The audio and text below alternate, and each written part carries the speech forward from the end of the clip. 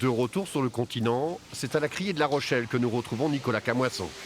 Bah, je me tape une barre quoi. Donc là elle est à l'envers. Hein. C'est normal parce Ok. que on va Oui, passer bah à oui. l'endroit. Comme ses résidences à Cordouan, tout ça s'inscrit dans une enquête au long cours qu'il a intitulée Terre et mer.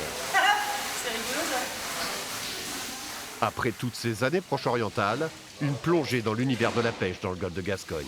Et avec ta main maintenant tu vas étaler. Oh, c'est génial ça. Passer la canne dans la main. Avant d'embarquer il y a 2 ans, il avait passé ses diplômes de matelot de pont au lycée de la mer de Portneuf. L'idée lui est alors venue de faire découvrir son art aux élèves de l'établissement. Ce jour-là, c'est dans la case de mareyeur des apprentis poissonniers qu'il a installé son labo. Ils m'ont beaucoup appris parce que je vois les coups de couteau, je vois comment ils coupent le poisson, leurs défauts, leurs erreurs. Ben, moi aussi, je dois montrer aussi. Donc c'est vraiment, j'aime bien ce côté où moi aussi je transmets, ils me transmettent des choses, mais aussi je dois transmettre aussi. Et c'est comme ça que le projet Terre-Mer va prendre autant de temps parce que je dois avoir aussi ce côté humain.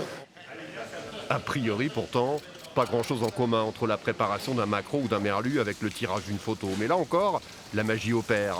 Entre 2 levées de filet, les lycéens s'essayent à la technique du cyanotype, une ouverture sur d'autres horizons. On est lycée maritime, c'est un établissement public, c'est aussi bien que des personnes, la porte elle est toujours ouverte ici, que des personnes extérieures viennent ici voir échanger ou autre, c'est vraiment super.